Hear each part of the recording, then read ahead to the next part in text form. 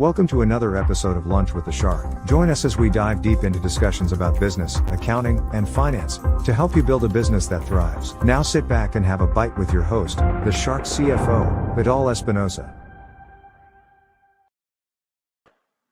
Well, hello, good afternoon. Welcome to a new edition of Lunch with the Shark. I am your host, Vidal, the Shark CFO, Espinosa, and TGIF people, TGIF.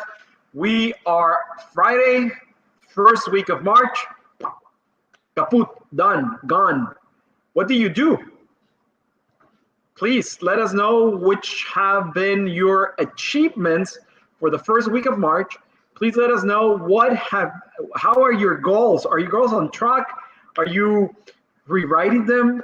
Are you realigning? Are you adjusting? Are you even keeping track of them? Or have you dropped the goals? Completely scrap them. No more goals. I'm gonna do this really quick because we have a special guest today, Terry Rich. And I just had a conversation with him before we got on the air. And he is a really cool guy. And I'm so eager to talk to him because I think he's going to, no, I don't think, I know he's going to provide us a shitload of information. He even asked me, hey, what's our time frame on the show? I said, you know what? I'm pretty sure we can go for hours, but let's see how long we can do this. And before we go on, I want to tell you, as every day, what do we celebrate today? And we actually have a couple celebrations today that are really interesting. The first one is National Absinthe Day. That little liqueur that I don't know if it's still prohibited in the US. I don't think it was prohibited at one point, and we celebrate that today. We also celebrate National Day of Unplugging. People, it's the weekend. We need to unplug. We need to unplug our freaking brains from our businesses, and then we need to plug into our family. We need to plug to ourselves. We need to plug so we can decompress, purge, and actually we celebrate that today, the unplugging. And then we also celebrate National Cheese Doodle Day. So let's eat some Cheetos. Cheetos are not just only for the Super Bowl. Cheetos can be eaten every single freaking day. And guess what? Your fingers are going to be turning yellow by that chemical cheese powder that it's very peculiar to them. So go out, get some. I don't know if you can make them, but I'm pretty sure there's somebody out there that can make them, and eat away. And then also in the UK, they actually celebrate St. Piran's Day. If you don't know, it's St. Piran's. It's the Cornwall holiday it's the saint for the tin miners. So anybody out there from the UK, happy St. Piran's Day. So I hope you are ready for one of our special guests, or a special guest today. And I'm going to actually let him tell us about him. Because whatever I say to you about Terry, I think I'm going to end up being short. So without further ado, Terry Rich, welcome. How are you? Thank you for accepting our invitation. Thank you for being here with us. I'm pretty sure we're going to have a lot of fun in the show.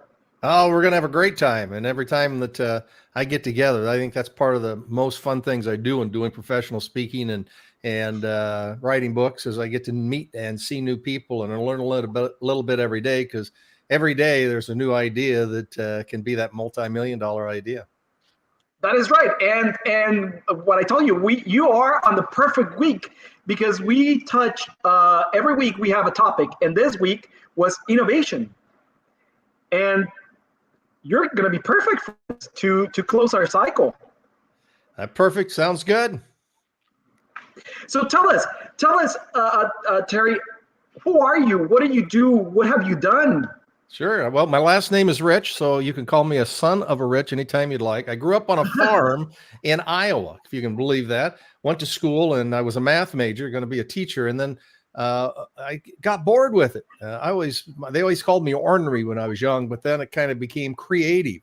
And I learned quickly then as I came out of college and I got into cable television. This was before cable was cool, and Ted Turner was brand new, and our company helped start the HBOs and the CNNs and all these different companies. And here I am in the 20s just trying to learn all this. And I realized that creativity isn't where you make the $1 million. It's the innovation where you make it. Daring to dream. You come up with ideas, but they're in daring to act. And that cable television company became a New York Stock Exchange company. So all of a sudden we're this big corporation. We're about 10th largest. And then at age 40, well, my dad always told me when I turned 60 that I should get my Social Security, or 62, and then I'll be happy the rest of my life. Well, I realized quickly I made all my goals at age 40. So what do you do now? So I started my own companies. I started 4 different companies and worked for 10 years doing special productions for the HBOs and the ESPNs of the world once we cashed out our cable company at age 40. And then at age 50, I was going to retire again. And I got a call from a governor who said, hey, the zoo is going to close down. We're going to take it over as a nonprofit. Would you be interested in turning around a $600,000 deficit into a moneymaker? I thought, heck, I could raise cows on the farm. I suppose I could raise giraffes. So I became a zoo director, and we turned that around and ultimately made it the second largest attraction and raised about $12 million in endowment. So it's going to be around forever.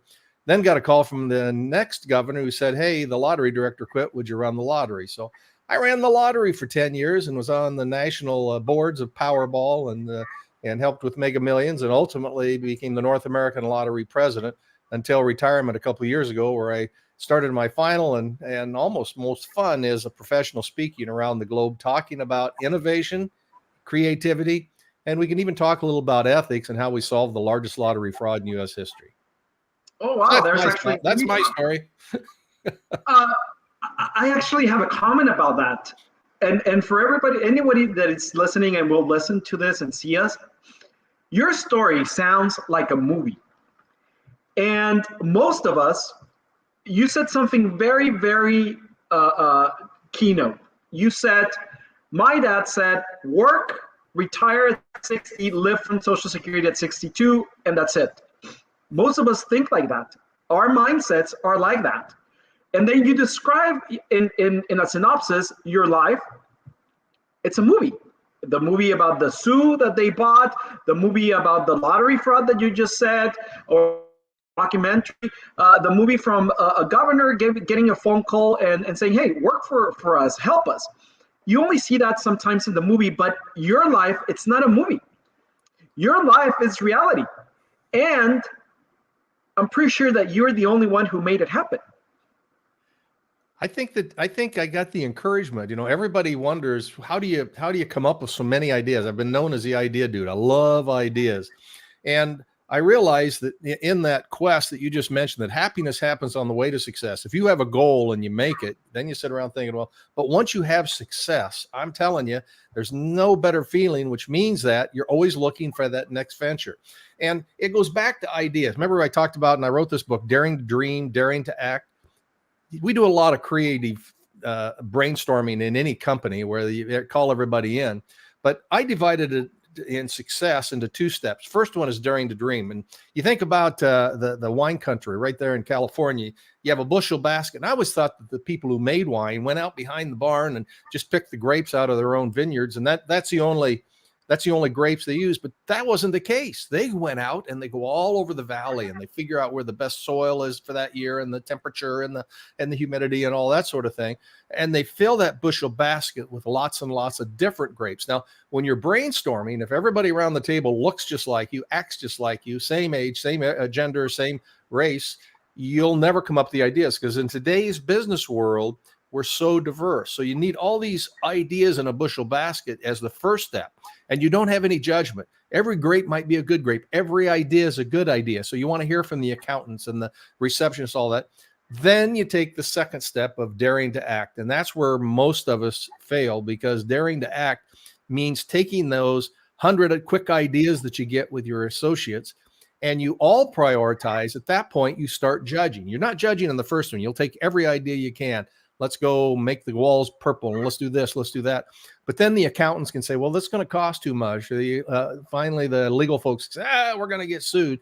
And you prioritize the hundreds to the top 2 or 3 ideas. And now your entire team has an idea that they'll all get behind and you can make successful. So that's why I love to have as many ideas to start off with. And you'll find today we're going to bounce all over the place, because I love giving everything we're going to talk about. We're going to bounce around quite a bit with ideas. And I hope you take just one idea that makes that great wine. You just gave us a blueprint on how to generate ideas and how to brainstorm. And we spoke about that yesterday. And I said, you know what? Gather your team, buy them lunch, and just have a idea lunch meeting without any putting them down or saying, oh, no, we're going to not. No, just a brainstorm meeting where everybody gives ideas, and that's it. Nobody's going to comment about the idea. Nobody's going to make any assumptions or anything. Just let the brain, that little hamster that we have up here, work. I call it the Nomads, Vidal. I call it the Nomads because you go into a meeting, you say, we can't have any Nomads. That's the person who sits over there and kind of goes like this and says, no, man, that's the dumbest idea I ever heard. You got to call them out. You got to say, no, everybody should say, that's a good idea. And how about if we add on to it? And I have a couple of examples. Failure is the first step to success. And if you can't you need to reward failure in your business, because it's important to find out what works and what doesn't. And if you quit right after the very first failure, you'll never be successful in acting what you do. I failed the very first time right out of college. I was on TV in this cable television, and I noticed I didn't have any 5 o'clock shadow. It was around 5 o'clock, in fact. So I thought, you know what? I'm going to write Schick and tell them how much I love their Track 2 razor. So I sat down at this thing we used to call a typewriter, sent off a letter saying, I'd love to do a TV commercial for you. Just call me up and I'll come to New York. And I sent it off knowing within 2 weeks I'd get a call and get to be on national television. And you know what? During those 2 weeks, I thought a lot, maybe you do, about Mega Millions and Powerball when you're playing. Like, what happens if I win? I thought, what if I do get the call and I get to be on TV? 2 weeks to the day, I got the letter. And you know what it said? Dear Mr. Rich, expressing your complete satisfaction with your Track 2 razor. We appreciate that you like it, but we don't make that razor. Gillette does. I wrote the wrong company. But it was a failure. So I lost at that point. But you know what? Because I had that drive, because I got that excitement, I decided that's going to be one of my goals that I want to ultimately happen. And the second failure I had came just a few years later. As I was in cable television, I got a call from my hometown, and they said, we want to do a promotion. We're 50 people in our little town, but we want to have a centennial. We don't know whether they're 100 years or not, but we're going to have a centennial. So I got together with them. They said, well, you're our most famous person because you've been on TV. Help us with publicity. And I thought, if I'm our most famous person, we better adopt somebody. So I sat down and wrote a letter and said, we'd like to adopt a celebrity, just one, for one day, because we've never had anybody really famous from Cooper. And so I sent that off, and I printed 44. I hit the button too many times. So I couldn't figure out who to send that many letters to press people about it. And you know what? Of the 44 letters, 43 failed. But one, I got a call the next day, and it was United Press International. And they said, we like this. We're going to put it on the national wires. Now, who's United? Who's UPI? I've never heard of them. Well, half hour later, after they put that on the national wires, I get a call. And they said, Terry, yes, this is Jim McCauley. I'm a talent coordinator for Johnny Carson's Tonight Show. Yeah. Come on. Who is this? No. We really want to do something. Johnny came from Iowa. So if you would, we want to be first. We're going into a meeting. Just guarantee we'll be first, because all of the action and reality shows are going to be calling you. Hell yes. I'll let you be first. Be on the Tonight Show. Why not?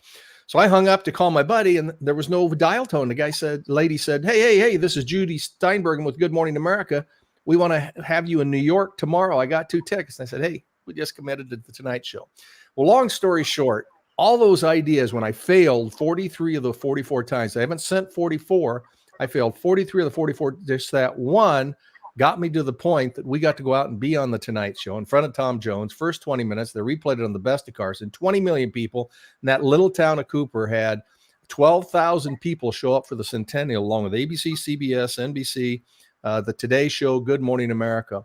But I had failed 43 of the 44 times. And I don't know how many of those of you that may be listening right now had a great idea, that $1 million idea. You tried it and you failed the first time and you quit.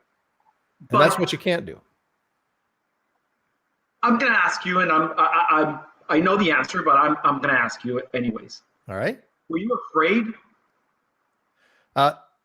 You know what? You're always afraid when you're trying something new because it's out of your comfort zone, right? But I learned, and even in public speaking, it's much easier for me to do something and to try something when I'm not talking to my own friends or family, when I'm talking to complete strangers than it is when I'm talking, because I think that you're not as afraid of failure because you're not getting that reaction. I don't look for the no man. I don't want to be around anyone who's telling me, no, I can't do something. And failure, as we said, the first step to success. I learned that from my granddaughter because she came over and she's about 1.5 years, 2 years old, and she pulled herself up on the couch and she took her first step. But what happened? Boom, she fell and failed. She pulled herself up. That's what she did. And she did 2 steps and then 3 and then 4. Now she's running all over. And that kind of taught me that you got to kind of learn and take what is failing, adjust it, and keep moving forward to find the success. So, and I think the more success you have, it's harder to take those same kind of risks. I think you're a little more afraid to fail. So I always said every time I made some money, I always tried to put 10 to 15% to the side. And that's kind of, I don't want to call it play money. Some people call it gambling, but I call it my R&D, research and development, new ideas to generate so that I never bet the entire bank. And that way I've got all sorts of new projects going all the time. At the same time, I'm trying to do everything I can and work hard on the business that I'm focused on. You just gave us one of the most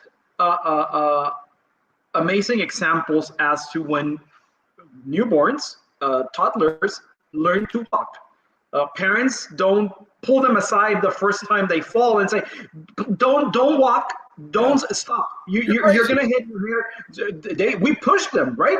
And we never tell them, don't continue trying to learn to walk. We encourage them. We encourage them, and we help them by giving them ideas of what might make it work even better next time. Hang on here, honey, or hold on to my hand.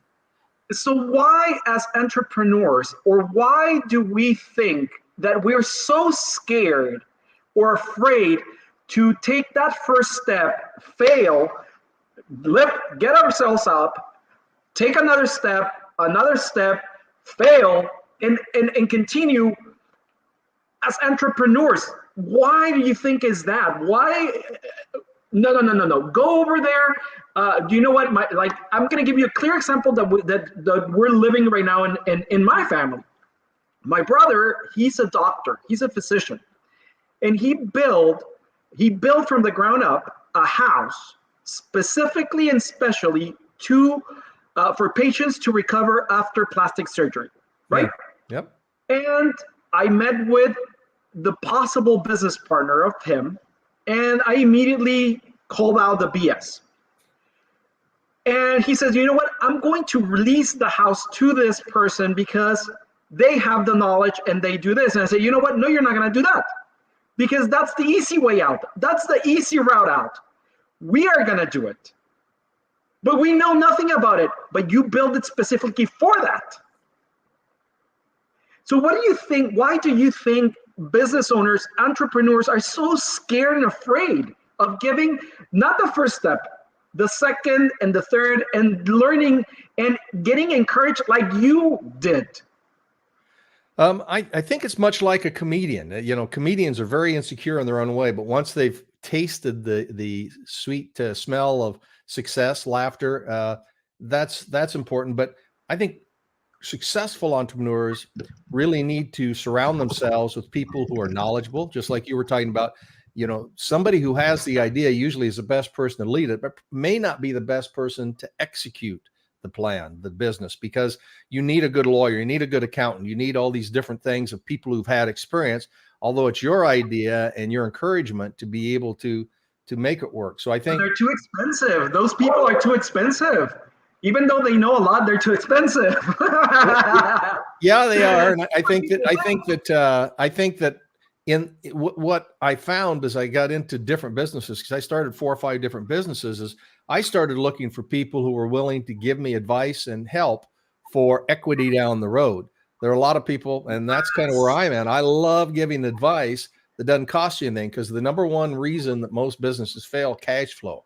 I started my very first company after coming out of that big New York Stock Exchange company, and I did my first project, not realizing when I did the budget that I had to have insurance, I had to have workers' comp, I had to have payroll taxes, all these things that the company was paying, that all I really saw was just the hard cost of doing that project. And so I realized that I needed to surround myself with people who would maybe have a piece, or to give me advice as an advisory board, not so much a full paid board, but advisory board initially, to give me that. And it just tapped my shoulder. My very first project was a huge success. So I made a lot of money. I took part of it, and I thought, I'm going to go start something else. And I did, but I spent $25,000 to buy the rights for the Junior College World Series baseball. And ESPN was making all this money on there. So I knew I'd make it. It was going to be in our hometown here.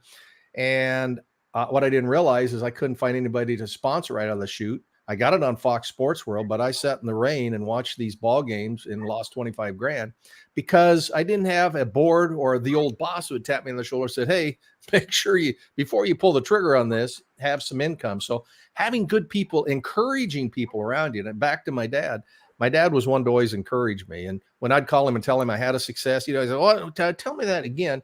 I always thought it was because he was hard of hearing, but it wasn't. He was giving me a second dose of hearing how good I was doing to encourage me that congratulations, you're doing the right thing. So having encouraging people around you is a big thing. And also people who will say in a nice manner, have you thought about this? Maybe here's an idea to approach this because you're going to need the money. I heard a guy who was on one of these boards the other day tell me something which might be the best piece of advice you hear today on this program. And that was, he said, as a board member of new companies, startup angel investors, he always looks at the cash flow, not the balance sheet. He never wants to see the balance sheets. He said, I want to make sure we have enough cash, because most people don't plan enough cash flow to be far enough out, and they go under because they haven't balanced their cash on income and expenses. That's so true. The cash flow, it's probably pretty much, it's actually one of the 4 financial statements, the basic financial statements. And most bankers and lenders, they just want to see the balance sheet and the profit and loss. Dude, if you were to look at the cash flow statement, you would make better lending decisions if you just asked me for the balance sheet and the P&L.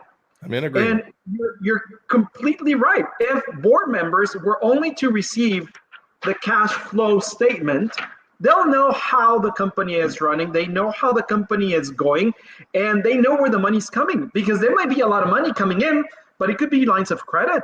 It's not revenue. So where's my money? Where's the revenue coming from? And you're 100% right. You're 100% right.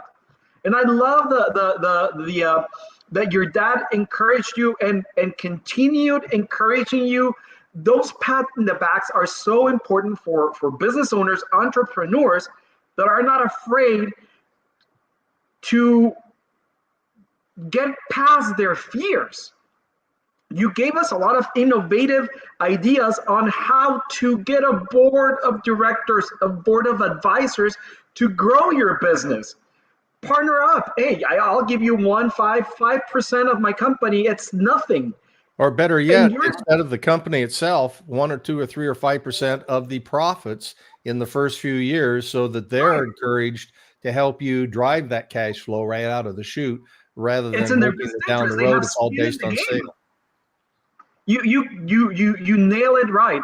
I gave my brother on that meeting with this person, I gave an idea. Hey, they want to build 100 in just one city. And I said, are you aware of what you're telling me? 100 houses in just one city. Does the city give you enough patients for plastic surgery to fill 25 beds per house? I don't think so. I said, so we need to refocus. I said, okay, well, let's 10. Okay, 10. Do you have the capital? No. Okay, let's look for investments and so things like that. And they're like, but we're going to lose control. I said, no, you don't lose control, because you ask them to build the houses and you control them, you rent them, you lease them. There's a lot of ideas, but you need to get surrounded by people that know more than you but we have our heads so up our asses Behinds. that we can't listen. I think that well said with all of that, the cash and the income, and the other is just to watch the debt. There's another little secret that I found as I got through it, and that is I tried to have as few people as possible, because the more employees you have, one, even if you hire the best right out of the chute, you're going to go through divorce. They might have a gambling down the road, drinking problem, kids get in trouble, all that sort of thing. It's always, people are headaches sometimes. So what I try to do in starting new companies is job as much of it out. If you think back to your building the houses, if you hire a whole great big crew to do all of that, and all of a sudden the housing industry goes south, you are stuck with a lot of people that you're in charge of their families. And I just don't like firing people or laying people off. If I hired them and I pay them for work for hire, then I'm able to move a little better with the economy. And if things go down, I don't have a guaranteed cost and expense that may take 2 or 3 months to get out of right away. So that and long-term debt are always tough. I mean, you want to leverage up and grow as fast as you can, but making the decision of when to hire that next person or when to go out and get more debt is that's a pretty strong. And the final piece that my lawyer told me when I started, he says, have as few of partners as you can, because every partner is a boss. So if you have 4 people that want to do a company together and you split it up 4 equal way, you'll have lots of discussions and lots of decisions. If you can start it out and they can help invest and then get rewards on it and you own it, then you are the majority owner. If you have 51% of the company, you then get to make the decisions, and the decisions can be much more nimble in what you've got to do in making decisions. And it's so easy to go out and request credit lines or credit cards to get cash flow going and have a positive cash flow utilizing credit. And I have a story about that. One of our very, very first clients when we started Invictus Advisors, they are actually a video production company, and they just got a loan. A $10,000 loan for them was a shitload of money. Yeah. And they hire us. We created their company. We created a plan. We created their book, everything, right? And 3 months down the road, they come to the office and say, you know what, we're going to get another $10,000 credit line. I said, no, you're not. I said, because that's very easy. Yeah. We're going to go and get you a $10,000 credit line every 3 months? I don't think so. So what you're going to go do is you're going to go out and sell. You're going to go out and generate revenue so that in 6 months, we're able to pay off those $10,000. But that's advice. Absolutely. And I'm so grateful that they listen. And now they're a multi-million-dollar video production company. They're still our clients. We love them. They love us, and they're growing. Yeah, there's a lot of money out there that seems cheap, but it still is. It's debt. You're working for them. If anytime you're borrowing money. On the other hand, there are times that you may need it to cash flow on the off months if you're a seasonal company, that sort of thing. So those are tough decisions. But again, having good advisors around you so that you're not feeling like the Lone Ranger. You have somebody said, what would you do in this situation? And they bounce it off. But ultimately, if you own the company, if you at least 51%, you get to make the decision. And the rewards from that are so phenomenal. Once you start making the money and seeing it, it really is so much more fun than saying, what am I doing, giving everybody else all the money because I had to borrow and do all these things from them. And they're making the money and I'm not. And then Uncle Sam comes over. And then if you're in California, state of California, Uncle comes over. And by the end of the day, you end up with nothing. That's right. That's right. Well, there's the old adage that 50% of if you've got a business, new businesses, 50% fail in the first year, 50% of the next 50% fail in the next year. And so you're way down by the time somebody's had business for 5 to 10 years, should be pretty darn proud. I have actually, I'm going to pick your brain about this.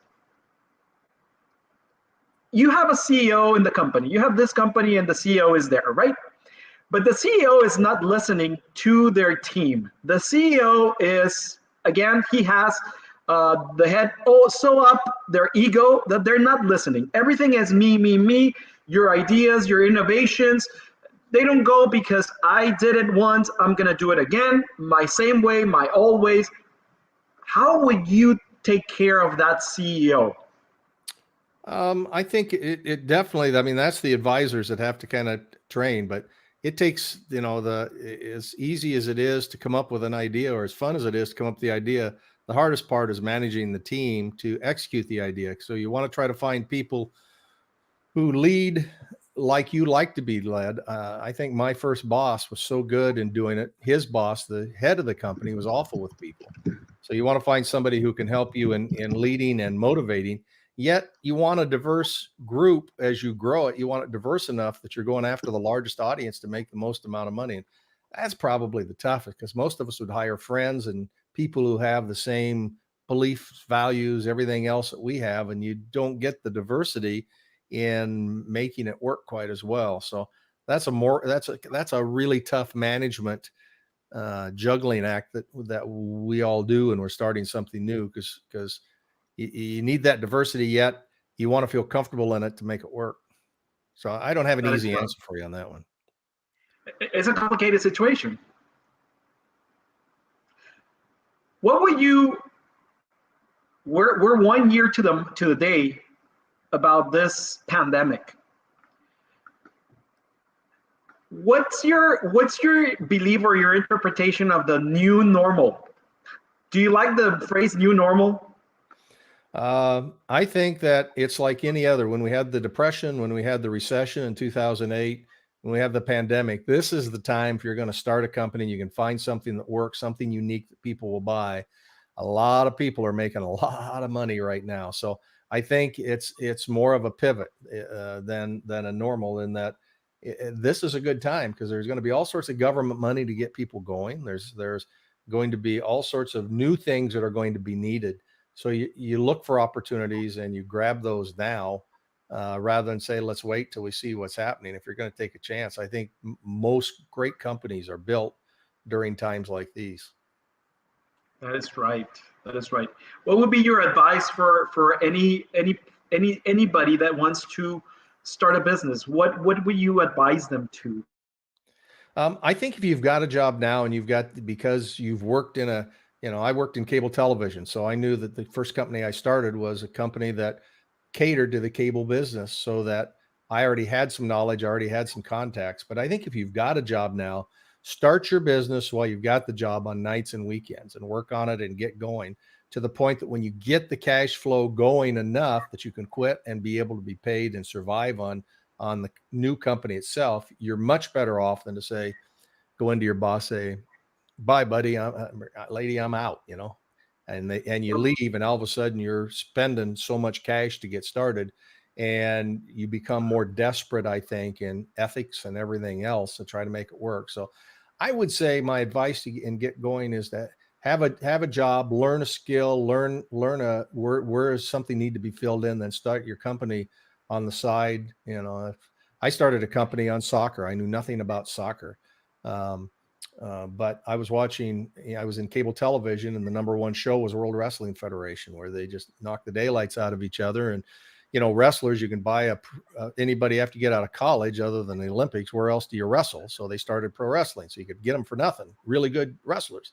So I did the same thing with soccer and called it Soccer Slam. So we did 4 shows for Fox Sports World and Galavision, and created this crazy show that they just knocked the living daylights out of each other. But it was something, I think, that I did while I was doing all this other production for HBO and others. So I took a piece of that money and started Soccer Slam. And ultimately Sega did a video game that is out. And we just had a big article in The Athletic that went national. And I think we're going to have a documentary on how Soccer Slam was made in the year 2000. And I think ultimately that could still be a pretty fun sport, where it's indoor, you throw 2 balls in, you play it on a hockey rink, and you're knocking each other in. We hired professional fighters, or stuntmen, I should say, to log all that. And the coach over here was messing around with the player's wife over here, and all these crazy things all at once. But those are the kind of things that really, kind of spur out of. I still had the good money coming in from my regular job while I was trying to create something new. Interesting. So you mentioned ethics, and you mentioned at the beginning the lottery fraud. So I'm in marketing and sales, no doubt about it. So I gave away $1 billion over the 10 years I worked for the lottery. But halfway through, we had a big jackpot winner, and it just didn't feel right. Somebody won, and they didn't come in and claim it. And ultimately, when they did, they just wanted us to send them a check, and they sent us the ticket. It just stunk. So we decided to investigate it a little more. And my counterparts in other states were saying, don't ruin our reputation. We do $80 billion a year, so don't ruin our reputation by letting people think that lotteries are rigged. Well, come to find out, it was somebody who worked for the National Lottery Group that drew the balls for this game and had about 50 of these computers out. And he put a code in and had his brother and his best friend out collecting jackpots all over the place. And we busted it, and it was the largest lottery fraud in U.S. history. And took about 5 years, took a lot of investigation of that lotto ticket. He bought 2 hot dogs. Van bought 2 hot dogs. His brother got on the stand and said he doesn't eat hot dogs. And this guy was 300 to 400 pounds. So we knew he ate hot dogs. So the press picked up on that. They thought it was funny and put it in his brother's deal. And then come find out his brother was involved in it. So it messed him up. And his brother was a Bigfoot hunter and used his Bigfoot friends to cash the ticket. And then he got involved with the FBI because he was taking the money from his Bigfoot friends back as a piece of it, and then trying to money launder it so his wife didn't know, so he could divorce his wife. So a real complicated story. But what I learned in all of that is if it's something doesn't feel right, you got to say something. And by going after and prosecuting them and getting a full confession and putting them in prison, we more people played the lottery. More people thought, well, geez, at least this is probably better than playing it online with somebody in Malta because they're at least overseeing it and I know where the lottery office is. So I learned a lot about what people's motivations are and how you want to have checks and balances in your organization. So if you're a small business owner, probably the best lesson here is if you're a small business owner and you have one person writing the checks and writing the POs, you're ripe for fraud. In fact, you can see that in churches all the time, school districts where only one person does all the accounting. You're ripe for fraud. So you need to sign the checks if you have somebody else writing the purchase orders, that sort of thing, and oversee that so that you don't get taken. And you only know or learn when it happens to you.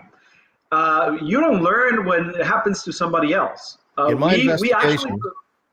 absolutely right. In my investigation, almost every time someone had a fraud, they said, wait a minute, that was Aunt Mabel. Aunt Mabel will never steal from us. And come to find out, she's off at the track. And it's the closest person to you who steals.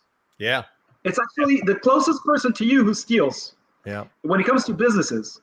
And the reason is because usually they have some sort of crisis in their life. They get divorced, alcohol, they overspend on that. I mean, even as a small business owner, if you're not quite making your cash flow or payroll for a couple of weeks and you're thinking, wait a minute, maybe if I could do something illegal to get that back, then the next week it'll be fine. You're almost always going to get caught. Yes. Yeah. You need to do it. If you don't need to do it, you need to hustle. You need to work on your sales and marketing to generate revenue. You got it. Well, that's easy for us to say because, we've had success in our life, but as I see people who've done it, you feel sorry for them, but the real key is having policies and procedures to have the checks and balances before the people have the temptation. Because if I have temptation to steal, yet I know that my boss has to sign the check or that, the auditor is coming in next week, I probably won't do it. And rationale is the other one. If somebody says that, they're working me too hard, I deserve this. That's usually the people that are stealing it. If you're treating people. You need to have internal controls and know how to implement them. And you're 100% right. Procedures and systems in place and checks and balances, locks, little locks. Yeah. Double approvals. Double approvals for the keys to the kingdom. You're right. That is right. Well, Terry, it's been amazing listening to you. I really learned a lot. You're really fun. I hope we can have you again in the show. Any last words of wisdom for us? Because you're full of knowledge, full of wisdom. You give advice. You don't give opinions. You're advisor. So we need people like you in everybody's lives to advise us and shorten our failures. Yep. Well, I work hard not to say that I did this or that. I try to always use we when I talk about anybody within the company and try to say when someone says, I work for Terry Rich, I always say, no, you don't work for, you work with. It's not like we're trying to get all of our employees like a harness team for the North Alaska sled team where we have to whip them into going. It's that we as a group work together as we do that. And one of my favorite expressions, a professor in college told me, it's better to have tried and failed than to succeed at doing nothing. And I think many people in government try to succeed at doing that. Right. People, get off your butts and do something. That's right. Like have fun time and learn something new every day like we're doing today. So, guys, I appreciate the time. Right there is my website. I've got a book, The $80 Billion Gamble, which was the lottery fraud. It's on Audible, Kindle, all the different things, or a book version if you want it. And also Dare to Dream, Dare to Act, which tells some of the same philosophies we're talking here. But most of all, I think keep tuning in here because anytime you can learn, and you've got a good things going here, Vidal, that I think you'll enjoy. You really you nailed it. A lot of things, and we really don't know what we don't know, and we can learn something every single minute of the day, every day. We need to be full of knowledge. Terry, thank you so much. Thank you so much. Send some of your good weather back up to Iowa, will you? We need it. I will. We will. We're starting to warm up. I'll see you down there. Today's episode, we always finish it with a quote.